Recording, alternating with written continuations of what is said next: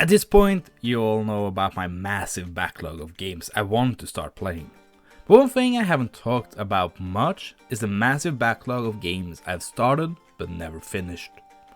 I talked a bit about it in my 2023 year-end review, with me going back to finish up Horizon Zero Dawn and LEGO DC Supervillains. But I still have plenty games that needs to be finished. Some are missing many trophies, some are missing few. I just need a reason to go back and finish them, and this is going to be that solution. A new concept for the channel I like to call cleaning up the backlog. There are a couple of different games I want to showcase in these types of videos. One are the games that I have started and gotten quite a few trophies in, but never finished. Those games wouldn't lend itself to the narrative and discussion I typically like to have in my videos. In a similar vein, the other games I want to showcase are games that also wouldn't be able to have the same narrative, but that I haven't started yet. Think of a Telltale's Walking Dead, so it will be more of a review than a trophy hunting segment. For this video, I focused only on the first aspect and settled on 3 games: the good, the bad, and the funny. I think I've explained plenty, so let's get started with the funny. Skylanders Spyros Adventure. Yup, you heard me right. Remember this one? I remember watching the first trailers for this and being blown away with the concept. Little MPO was super excited about this one. Toys coming to life? It was everything I ever could have wanted. My fantasy come to life. So I got the game and started it back in 2011. Bought plenty of figurines and had a blast. But little old me didn't really care about trophies back then, especially the hard challenges. I had way too many games even back then, so I was more fixated on those. I also came back to this a few years back, but even then I didn't find the time to finish this one. I ended up having just 4 trophies remaining to get the platinum to pop. Well, at least this makes my journey here a lot easier. We start off in the creepy citadel, where the eternal undead source is located. At least I think that is what it's called in English. I only remember playing this in Norwegian, where it is called Den evige udøde kraftkilden. Really dramatic stuff, yeah, I know. And, well, easy is maybe something I should be easy with saying about this game. It is a game made for kids, but some of the trophies we will be getting here are brutal. This one, for instance, tasks us to get the eternal source without being hit by any of the lasers here. And it could just be me being rusty with the controls and my reaction time being awful, but towards the end of the boss fight comes some crazy lightning that my hacks couldn't dodge. Luckily, I own Terrafin, a character from this game that has the ability to dig underground. Using this ability, I am able to dodge all the lasers by moving underneath them. So yes, having spent money, this trophy will become so much more manageable. Unfortunately, I had to replay the entire stage once I took damage. Luckily, I didn't have to do it more than one additional run through. My brilliant strategy was to use Terrafin when lasers showed up and Hex to deal with the Skylander minions. A brilliant tactic and use of capitalism got us the first trophy of the video. Next up on the cleanup tour is the Falling Forest, where another eternal source is located. Luckily for us, this trophy is a lot easier to get than the last and requires us to defeat the nth Skylander minion whilst 5 of his balls are on the field. He spawns these seeds at random, and after a bit of waiting, he finally spawns the last one needed, and I can put an end to this end.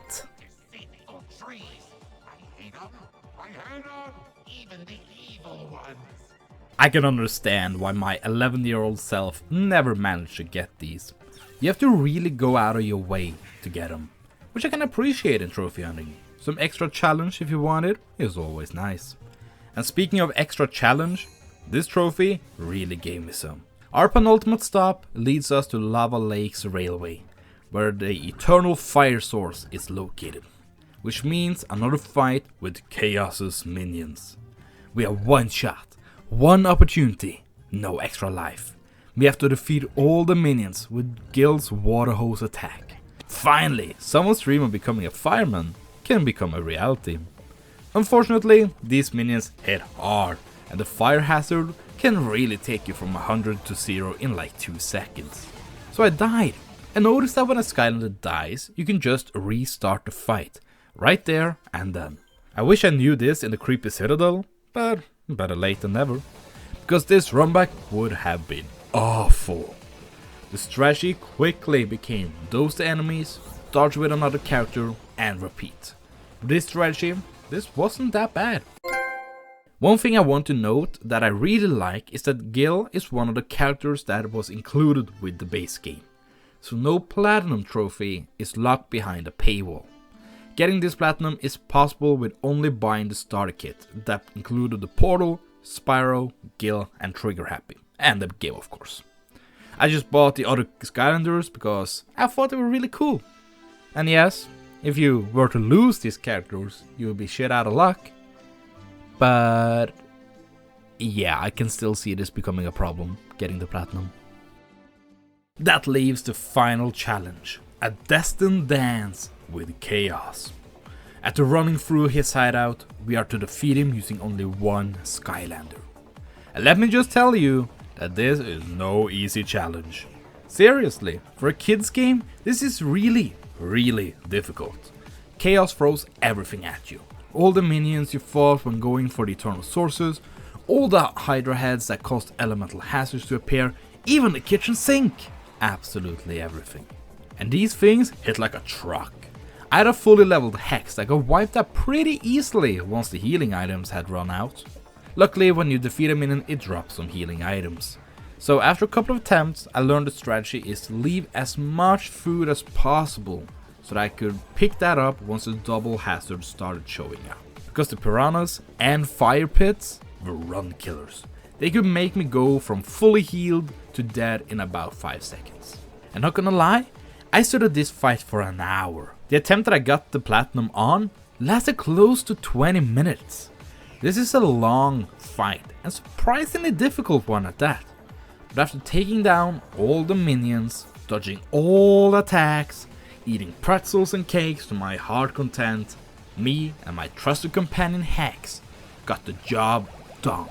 Chaos down, credits rolled, and 1 out of 3 platinums gained in a game that is still surprisingly fun to play all these years later. Maybe I should try to seek out the other Skylander games.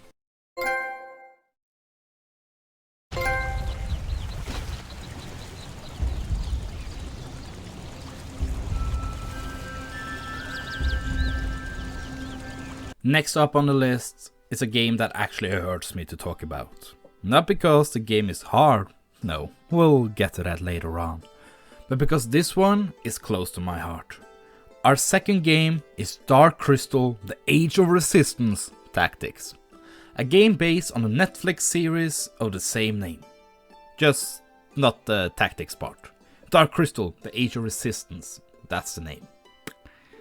You probably already got that part. Yeah, alright, let's move on. The reason this one hurts me is because I'm still fucking pissed at Netflix for cancelling this show. Man, this one season of television we got is one of my all-time favorites. The characters, the writing, the cinematography, this one is a masterpiece. I probably watched this one season 7 times at this point. And then they go and fucking cancel the show after this single season. After the outstanding reviews, they go and cancel Dark Crystal. If you've ever seen my Twitch and thrown me a follow, you know that the follow alert is from this show. Of course, when I saw that they made a game about the show I loved so much, I had to get it. I had to play it. Only problem is that the quality of the game does not match the quality of the show. This is actually quite a stinker in my opinion. A 4 out of 10 game at most. The tactical combat is a bit without depth.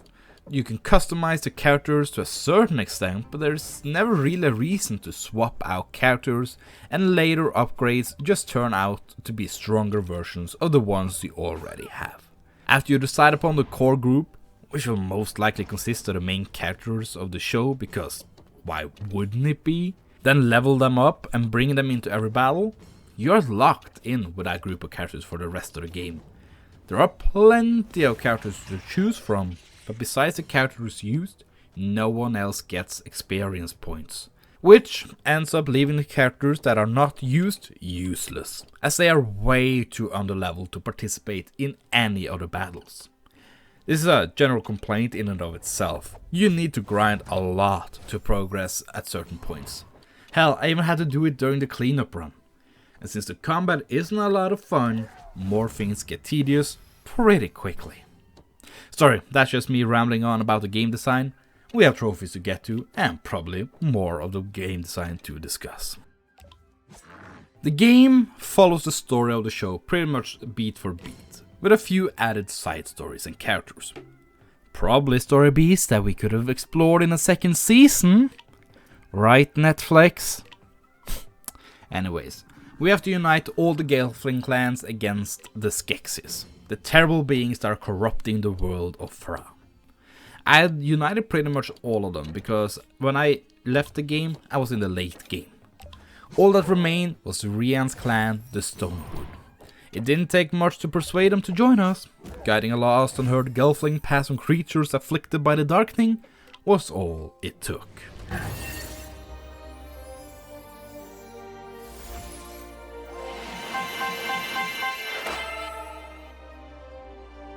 Since we are the heroes, we also decide to help out the Stonewoods a bit more, and together with Tavra, Brea's older sister, we infiltrate the castle where a few Stonewood Gelflings, who were once guards at the castle, are held captive. A tense meeting with the Chamberlain and the General sees us escaping with the prisoners, but losing Tavra. Even though I clearly beat the General here, guess the game had it scripted that she must die to keep up the sacred timeline.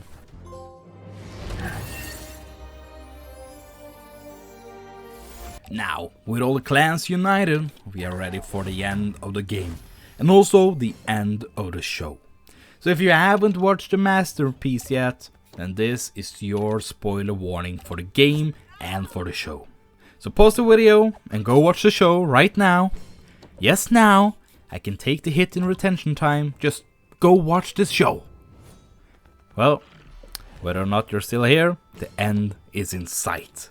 We have a run-in with the General once again. This time we don't have a lot of extra Arathim to spawn in, but it's alright. I have grinded and can handle him pretty easily. I'm not the only one who wants to take him down, however. The Chamberlain always has a plan, and has plotted to take the place as the right-hand man of the Emperor once again. A spot that the General took away from him.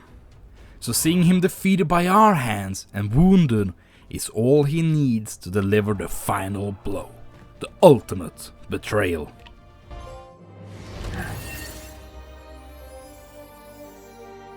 The Skeksis still have some tricks up their sleeves in order to stop this rebellion that is forming. The Hunter, a Skeksis we seemingly had killed earlier, is back, and he is unstoppable. Luckily for us, we have a friend in Urva, the Archer. A mystic, or Uru, as they are also called. They are the other half of the Skeksis. It's a long and somewhat complicated story. Watch the show, they will tell you their deal. What you need to know is that they are eternally linked, and when Urva sacrifices himself, he also takes the Hunter with him to the great unknown.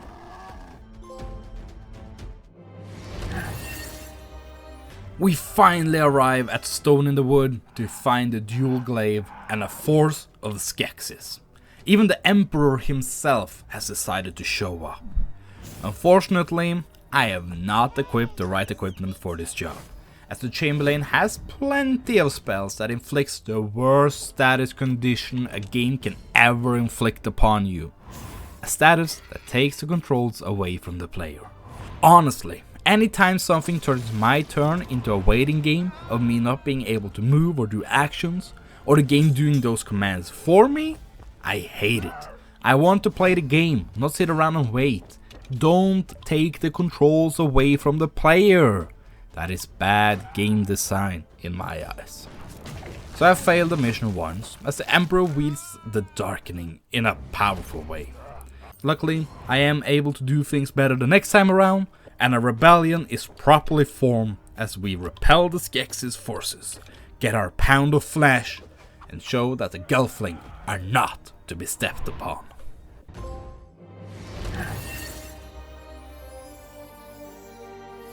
And had this been the end, then things wouldn't have been that bad. Sure, some bad game design and tedious mission design at times, and a leveling system that leaves a lot to be desired, but at least it would have ended at the right time.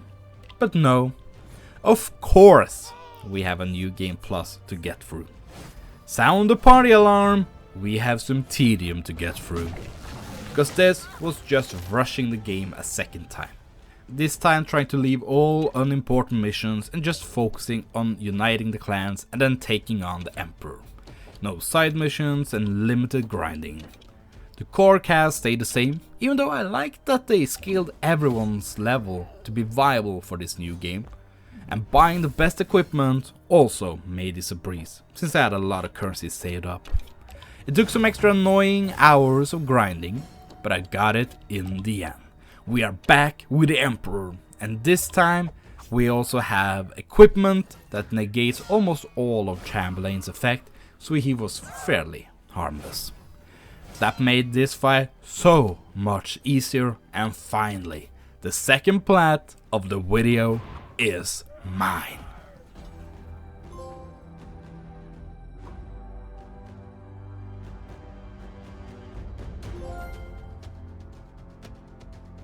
By the way, did I mention you should watch the show? Because you should.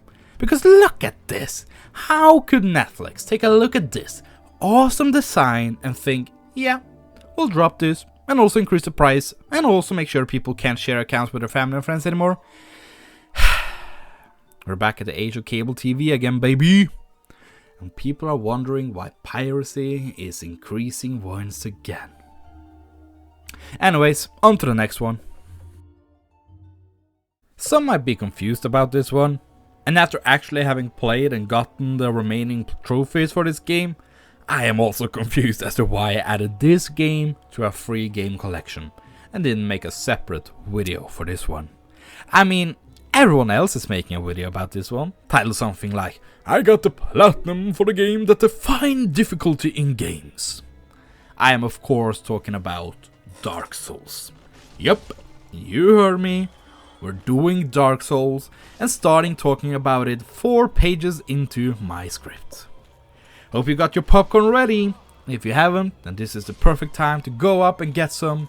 And while you're at it, please consider pressing that subscribe button if you have enjoyed the content so far. Now, to start us off, I want to mention why we're doing Dark Souls here.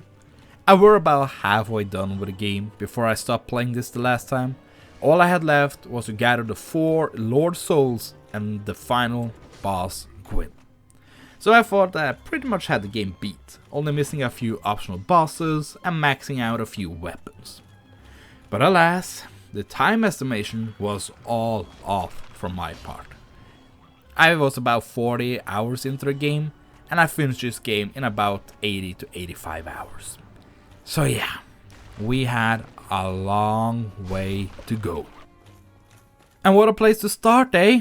Apparently I was down at the bottom of the catacombs, closing in on the Tomb of Giants. Luckily, I'd already taken out the hardest boss fight in the game, Pinwheel. Unfortunately, it is the Tomb of the Giants, and that means that it is dark as hell. And these items are just too tempting.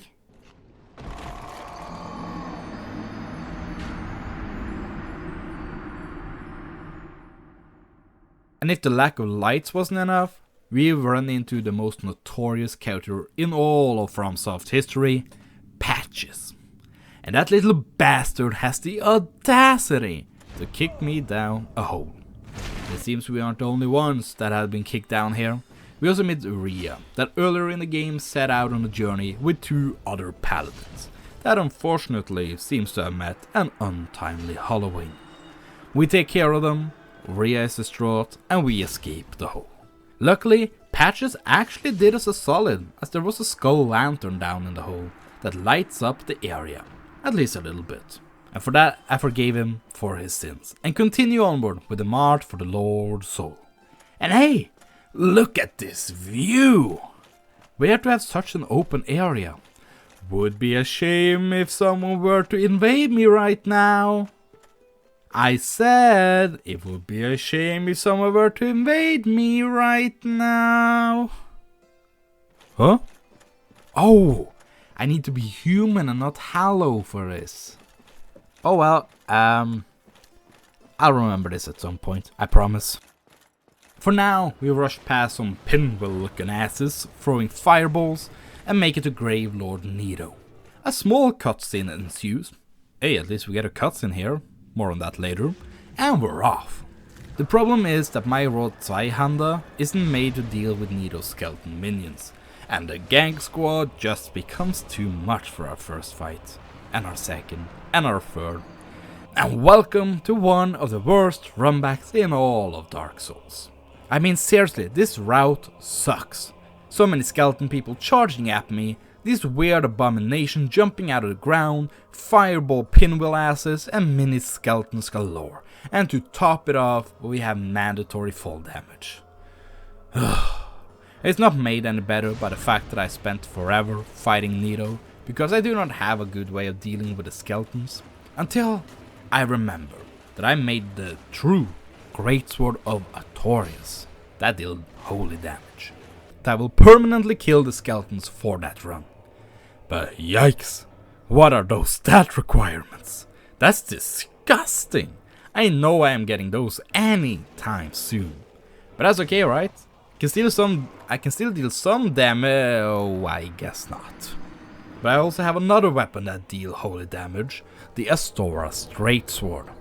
Not exactly my playstyle, not exactly that deal a lot of damage, but definitely something that takes out the skeletons. And yeah, once the skeletons weren't a factor, then this fight became trivial. His moveset is really simple, and we get the job done. 1 of 4 lords down, 2 Mother Giants finished, for now, and the first trophy of this Dark Souls cleanup in the box. Yeah, I should have seen this taking forever, since I only had 14 trophies before we started this. Oh well, a lengthy video for your enjoyment. Our next lord is going to be Seath the Scaleless. But before we go to that, we have some more preparations to do.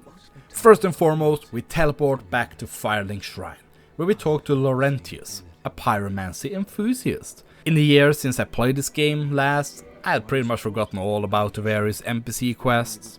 So when I tell him about our spectacular pyromancy, we seal his deal. Which caused us some more problems I will touch upon later. After having calmed our nerves in one of the best designed hubs in all of gaming, I venture to Anar Londo. The first point on our agenda here is to update our weapon. The Zweihanda has served us well and is great at some things, but it is a bit slow and has trouble in small corridors, where it will hit the roof and walls and stuff like that. So I decided to go with one of the boss weapons.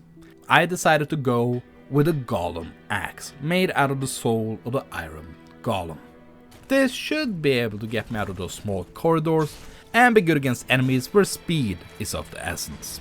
In addition to having a special R2 move when one-handing the weapon that could be of use. With that out of the way, I decided to go for some optional content. The first detour takes us to the painted world of Ariamis. This snow-covered land is home to one of the most dangerous beings in all of Dark Souls, according to the lore. Crossbreed Priscilla. An area filled with annoying hollows, toxic spewing monstrosities, and harpies. It also contains this weird decayed dragon thing, which after defeating it leaves behind its behind, and there is nothing you can do against it. Attack all you want, but the thing can't be defeated. Even if you jump attack it, you can't. Something tells me that's not supposed to happen. Well, at least we can progress forward, but not backwards. So I explored a bit more and found this labyrinth beneath the well, and some annoying skeleton wheels defeated later, I found a lever I could pull to actually open the correct gate. One final thing I did before going for the boss of the area was to restore my humanity in order to take on the invasion spirit of this area. In case you don't know already, in order to interact with the online PvP content of the game, you need to be human. I do not want to interact with the online PvP content at all, since 1, I'm not good enough to face other people, and 2, I just don't like playing online against strangers. Unfortunately, in order to have NPCs invade your world as well, you also need to be in human form. Luckily, this area isn't a hotspot for PvP content, and I could take on King Jeremiah without any interruption. Now, onwards to crossbreed Priscilla and her tail, soul and trophy. The tail is needed as she is counted as a dragon, and dragons hold tail weapons, which are weapons gotten by severing the tail of a dragon. Not a problem for Priscilla, and we got her dagger, making her visible and then amply defeating her without any problems.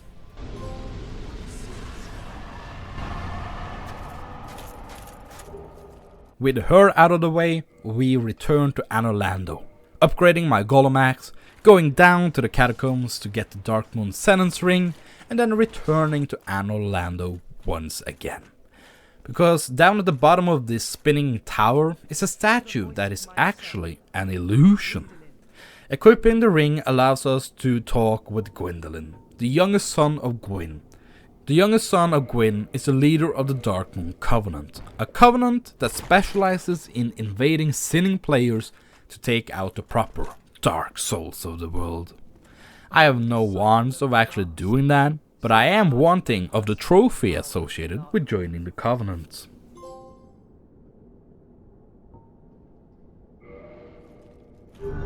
I also want to get the Dark Moon Blade by upgrading the Covenant rank to +1, which required 10 souvenirs of Reprisal, which is gotten by either the invading players part, which we have already established is something I won't be doing, or by farming the Harpies in Ariamis in order to get them to drop it. It took me about an hour of grinding, but eventually we had all 10. I had my blade and talisman, and with that I could happily break my promise about not entering these sacred chambers. This of course made Gwendolyn pretty mad and forced me to put him down. A negative of doing this is that the Firekeeper that stands by the bonfire at the beginning of Anorlando is now aggroed once you show up there, meaning that I had to kill her and as such permanently extinguishing the flame there, which is needed to rest and level up. Well, anyways, before going up against Thief, we still have one out of the way detour to make, and it is to Blighttown of all places, because it houses a secret entrance to one of the coolest secret areas in all of the game, Ash Lake. Just listen to the music!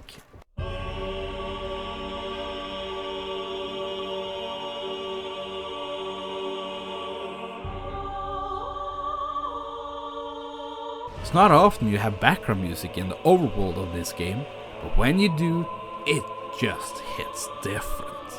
We are quickly down here now to join another covenant since we got kicked out of our old one, and to get another tail weapon while we're at it. Now it's finally time to get to Thief. There's a lot of things that can be said about the second half of the Dark Souls game that has been said by many people more qualified than me, but I will touch upon it a bit later. But I will say this, the Duke's Archives is by far the best endgame area of this game. It has good level design that I want to explore, it has cutscenes and a story, NPCs interact with this area a lot more than the others, and it has a few new enemies that actually feel well thought out. Like the first encounter with Thief here, where he's unkillable. It even allows us to engage with some of the gameplay features by using the sacrificial ring to keep our souls when Thief kills us. One of the things I really like about this area is that it incorporates two of my favorite NPC questlines in the game. The first is Big Hat Logan and his never-ending search for knowledge. We first met this gentleman in Sen's Fortress, all locked up, and now here he is again, all locked up. After defeating some weird tentacle beings and finding a key, we can find him in a secret library, where he will sell us sorceries. And let me tell you, this man is gonna get stacked after I am done with him. 50k for a single spell? My man is gonna live good, and be ever so thankful. And it benefits me as well. He gets souls, I get closer to a trophy. Who are you? Stay clear of my work. Curses upon you. How dare you disturb me? Well, now that's just rude. What do you mean you don't know me? I gave you like more souls than I've spent on level ups. Unfortunately, this is the beginning of the end for Logan. Because as he realizes that there is a soft cap after level 50 of intelligence, where you see diminishing returns, Logan also realized that he probably can't turn himself into a dragon. When we go back to where we saw Thief invincible for the first time, we see him hollow, and we have to put him out of his misery. After taking him down, we gain yet another spell, and he's one step closer to having all spells in the game. But how did I get all these souls, you may ask? Well, in the courtyard there are a lot of crystal golems that reward a decent amount of souls, and there are plenty of them. So by running around, I'm quickly able to get the souls needed for the spells. The first time I enter the courtyard, however, I see a special golden crystal golem. By defeating this one, we are introduced to Sieglinde, the daughter of Siegmaya, a friend we have bumped into from time to time. The story is more relevant later on, but we freed his daughter, so we did something good at least. Anyways, I have stalled way too long. We have invisible walkways and a really good way of guiding the player to where they need to go to get to. I mean, look at it, the way this allows you to know where to walk is genius. For the most part. Maybe not the pathway to the blue Titanite lab. That was annoying. It also helps that the community has added more notes than just the twinkles from the roof of the cave. Anyways, we make it to Thief, and after some not so subtle hinting about what the weakness is, if you didn't already know by talking a lot with Logan, we are ready to fight. And this is, if you don't count the DLC, the most annoying tail weapon to get. He rotates so quickly, so it's so tedious to get his tail. I died a lot here, and that is just because of the stupid tail. When we finally get the Moonlight Greatsword, I killed Thief immediately. 2 out of 4 Lord Souls gotten.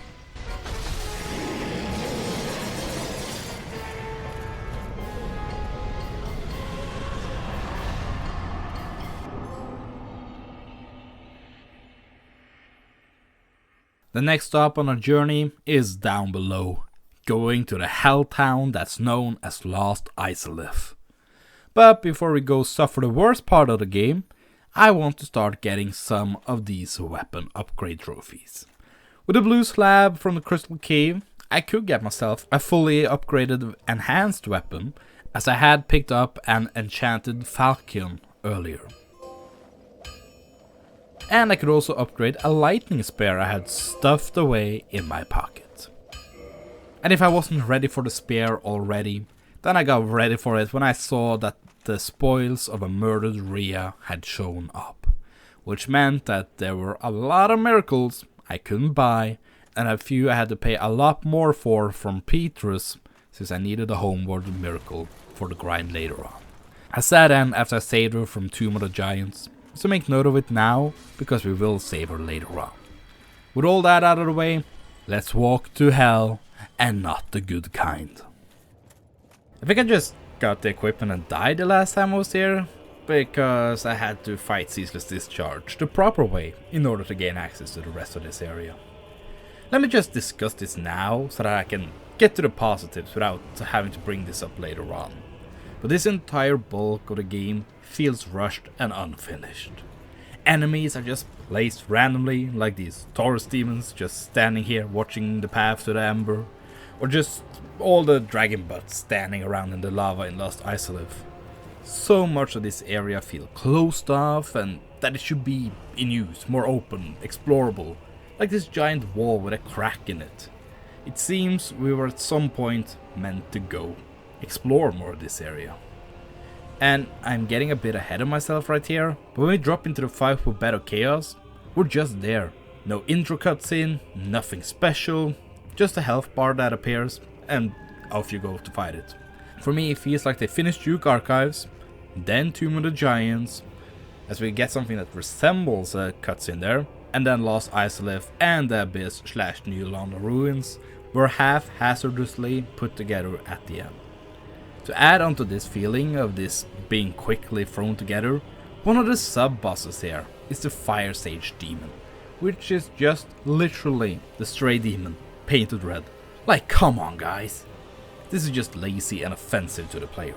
Like, it meant there was a super easy boss for me to get past, but dude, I would much rather have a proper new boss fight than to face this one again. Luckily for us, the road to the next boss fight isn't long, as it's just down some tree roots, and then the road to the Centipede Demon awaits. I'd heard a lot of bad things about this boss and this area in particular, so I decided to kindle this bonfire, which allows me to gain 5 additional Estus flasks when spawning, making it easier to stay alive. In order to kindle, I have to restore my humanity, and as I was about to enter a boss room, I saw a summon sign. I thought, what kind of player would leave a summon sign here of all places? But this wasn't an actual player, no. This was Solaire wanting to participate in some jolly cooperation. And who am I to reject such an invitation? The Dream Team managed to eventually take this beast down on our first attempt. Luckily, he jumped around until they eventually allowed me to hit him. It was at this point Solaire contemplated his life. His search for his own son wasn't yielding any results. And we are standing on the brink of a man's ruin. And we have 2 possible scenarios here. 1, we continue on and his search consumes him. Or 2, we backtrack, offer a lot of humanity to the Spider Lady, take the elevator back down to where we fought the Fire Stage Demon, enter a secret room into Isolith, kill a maggot that contained a fake son, and take it for ourselves. Of course I chose option 2. This my man, even though this put him in a great depression. At least he doesn't go mad and attack us, and lives to see another day. Also, while I was here celebrating Solaire's life, I wanted to fight a Titanite demon for some shards. And it seems I was invaded by a man named Greg. Never saw him, because I died pretty quickly to this thing. Hope you enjoyed your reward, Greg. Solaire ain't the only NPC questline that pretty much is completed down in this forsaken place. Remember Sieglind that we met over in the Duke's archives? Well, we talked with her a bit in Firelink before venturing down here, and that sent Siegmeyer on his journey to Lost Isolith as well. And when we meet up with him, he is finally ready to head into battle, without overthinking, without waiting for life to resolve itself around him. He wants to help us to regain some of his pride. But we won't let him, because we need him alive in order to get the quest reward needed for a trophy. And also because we like this man, but most importantly, because of the trophy. So after the best gosh darn speech in the game, we help him take out the remaining aliens that we left alive on earlier runs. And he survives this encounter, one step closer to seeing another happy fate in this happy world of Lordran. Anyways, I have no more time to be happy. Battle Chaos is next, and the worst boss fight I have ever had the displeasure of facing is coming up. There's almost nothing to like here. I already mentioned no intro cutscene, bullshit holes to fall into, nothing hard about this, only tedium. It's kinda like a timing based puzzle, and it can get a few points for that, for being different. It also gets a few points for saving damage in between deaths, but the run back, was it easy to avoid the enemies? It is so long. It took me about 30 minutes of agony to finally be able to defeat this thing. Most of that time was spent running back to the boss fight and dying after 10 seconds. Like seriously, I'm just happy to be done with this one.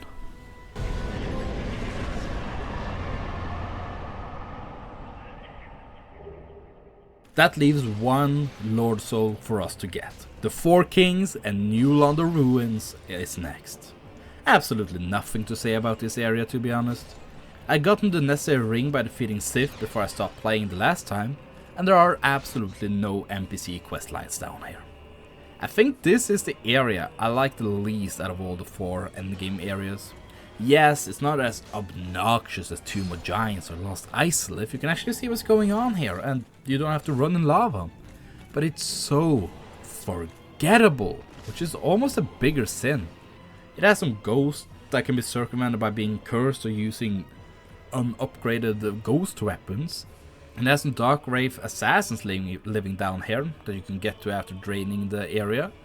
But it's nothing spectacular. You just run through and you're done. And even here, there is no intro cutscene for the fight. You just drop down into the abyss and then they spawn, one after another. The fight itself is also pretty easy. It has been said that this is a DPS check, and I can agree with that one. It took me 2 attempts, but the final Lord Soul is ours.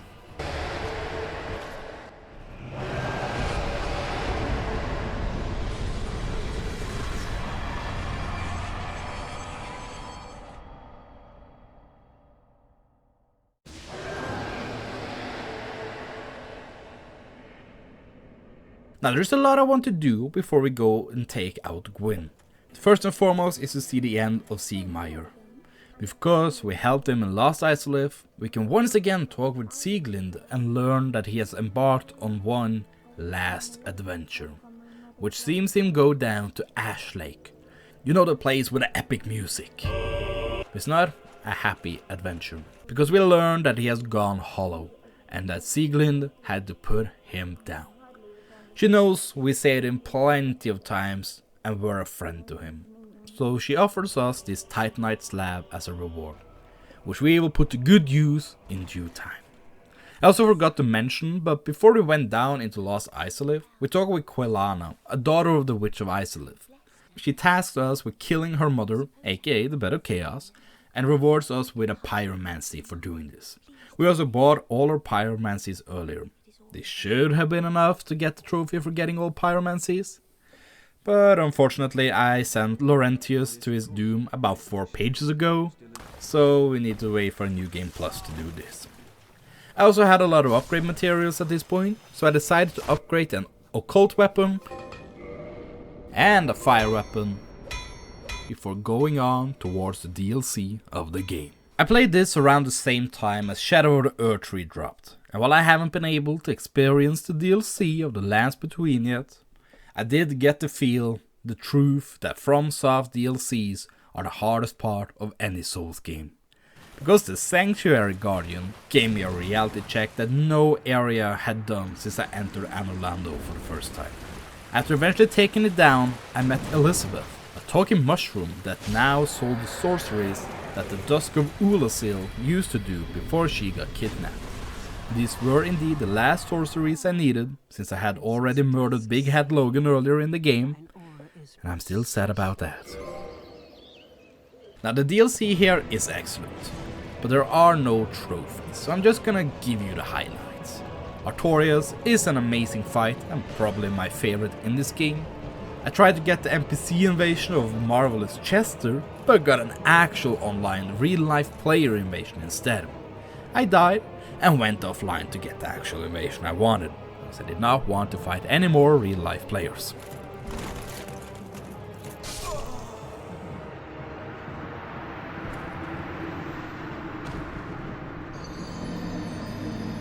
I found a lot of Titanite slabs so I could max upgrade more weapons later on. I gave up on the Tail of Calamite. It was an epic fight, but getting the tail was not feasible. I saved young Sif, I tried to fight with young Sif, and I died.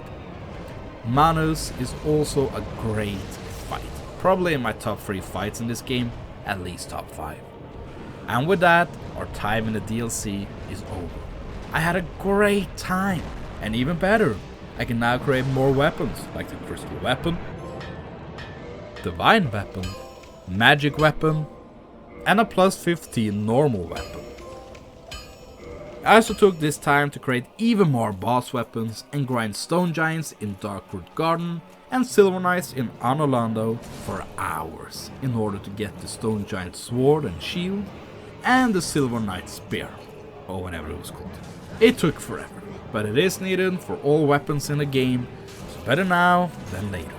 The final thing I did before finishing off this run was to get my sweet revenge on Patches in order to get his axe. Man, did that feel good. I did not forgive you for your sins.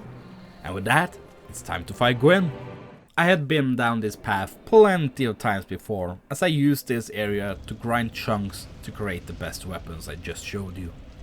But on the way, I had also kindled a bonfire in Anorlando to make the Silver Knight grind less tedious. This meant I was in a humanity state, and wouldn't you know, on the way to Gwyn I saw yet another summon sign.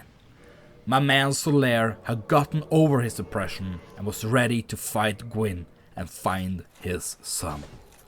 I could not say no to him, not now, not after everything we had been through together. So I summoned him, and quickly died before even making it to the boss room. Well, take 2. Humanity, summon, boss room. This time we made it. And this was a joke. Gwyn aggroed Solaire, I beat him to a pulp, and just like that, Gwyn was no more, and we could link the fire to usher in a new era of light. Right after the credits rolled, we start again. New Game Plus starts immediately. We keep our armor, weapons, levels, but not key items like keys and certain rings. So we take care of the Asylum Demon pretty easily, end Oscar's misery, arrive in Firelink, take out the Taurus Demon, say hello to Solaire that won't factor into this run anymore, and try to cross the bridge with the Fire Drake. I never made it past this dragon in the first run. I honestly forgot he existed. It took some getting used to, but eventually I managed to dodge his fire and activate the bonfire next to this patch of grass. This allowed me to join the Solaire's Covenant, also known as the Warrior of Sunlight Covenant. We won't do too much with this covenant in this run, but in the next New Game Plus we will be back. The next part pains me to say, but I died more times than I would like to admit to the Bell Gargoyles. It was in the double digits. I'm pretty sure I die more to them now than I did to Ornstein and Smo during both of these runs together. Shame me all you want, but at least I got it done in the end. After this was done, we rushed through Lower Undead Burg, faced the bullshit that is the Capra Demon, and made it into the depths yet again, where we could save Laurentius in order to buy the final pyromancies of the game. The bullshit of this platinum is the fact that we need 2.5 playthroughs. Why do we need to play 2.5 playthroughs, you ask? Well, because Sif holds 3 different boss weapons, meaning that we need to kill this good boy 3 times. And let me tell you, it did not get emotionally easier the more times I had to do it. I also know there is a special cutscene that plays if you have done the DLC before this fight. I never did it in the runs, but I looked it up afterwards. Let me just tell you, I don't think I could have beaten Sif if I'd watched that before the fight. Anyways, rushing through the game again, with Quelaag down, Iron Golem down, Ornstein and Smo is still fairly easy in my eyes. Definitely a challenge, but I have had a lot more challenge with other bosses in this game.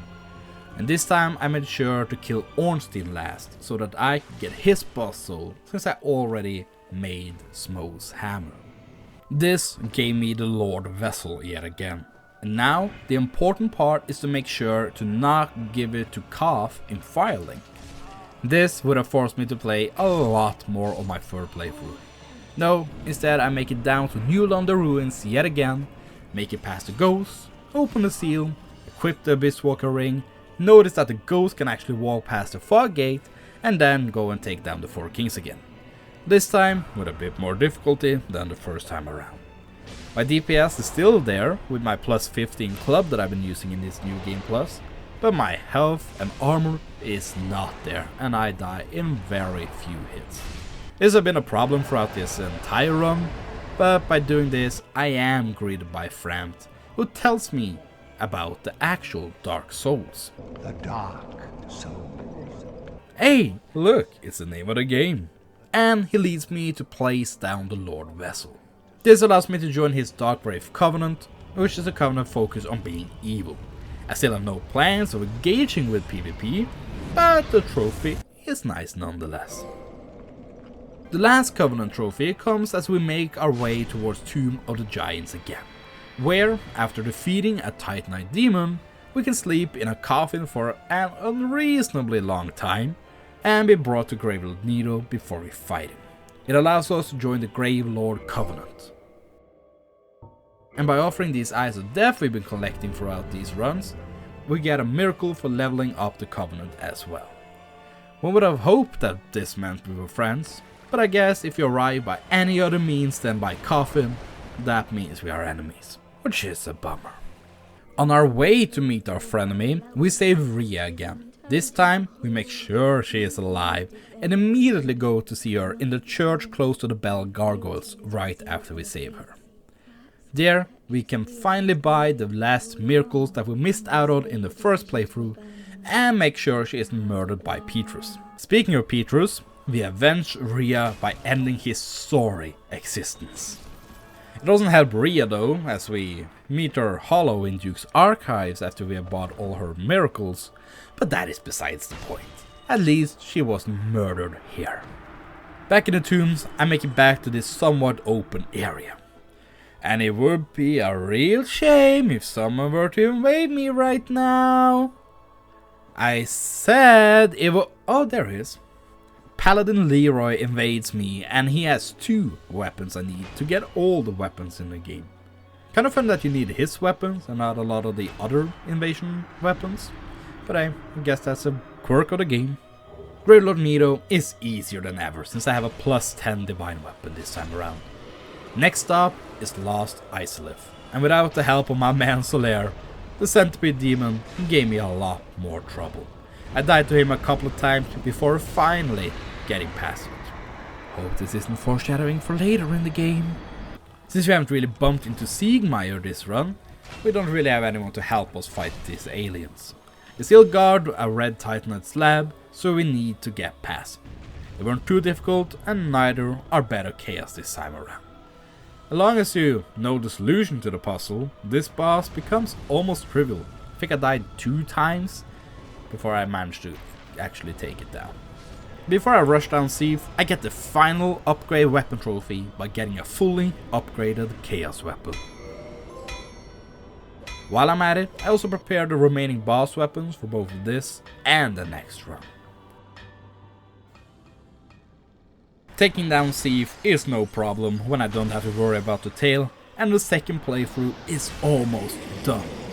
Only Mr. Plin Plom Plom remains, and if anyone talks shit about how I took down Gwyn with the help of Solaire in the first run, well, you get to laugh at me now.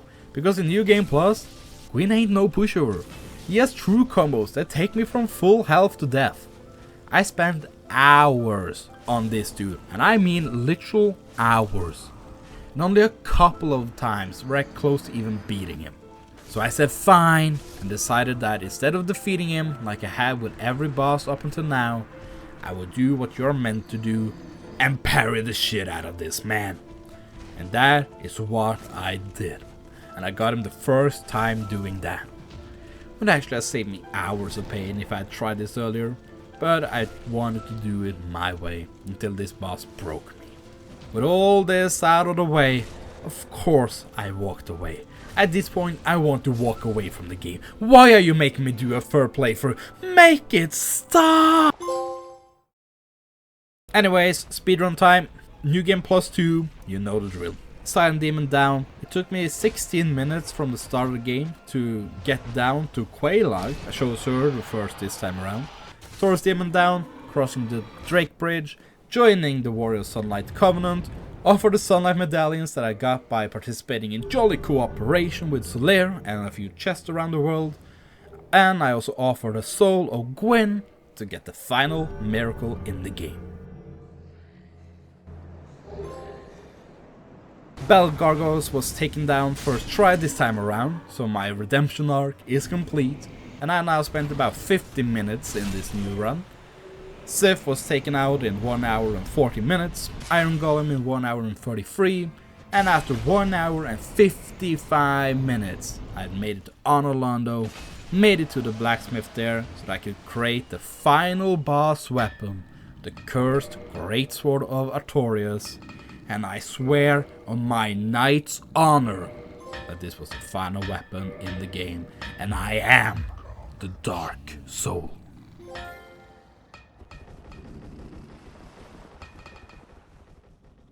Holy! This one turned out longer than I had anticipated. I really underestimated how long I had left in Dark Souls. Like I said, it took me about 40-50 hours from where I started to get this done. It probably would have warranted a video its own, but I wanted a trilogy game to complete for this video, so it is what it is. It felt really nice to get these done. Whenever I look at PSN profiles, which I do quite often I might add, I had often said myself that I needed to get around to finishing these. Especially Dark Souls and Skylanders were two of the games I was like, it feels weird to not have these completed since I had started them. So finally finding the time to do all three was really nice. And I still have plenty more games that is in the same category of games that I think, why aren't you finished yet? So I will be back to do more of these types of videos, but I'll make sure that none of them are in the same category as Dark Souls and that they don't need that long of a playthrough to get it done. Dark Souls 2 will get its own video whenever we get around to it, which will be a while until we do. But I am excited to tackle it nonetheless, because I really like Dark Souls and FromSoft games in general. I'm yapping at this point. This video is already way too long.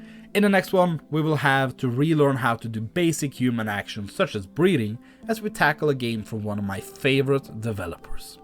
Hope you're ready for that one, and while you wait, you can check out how I got my 40th platinum by clicking on the video on the screen right now. Remember that I love you guys, and I will see you guys in the next one. Take care. Bye.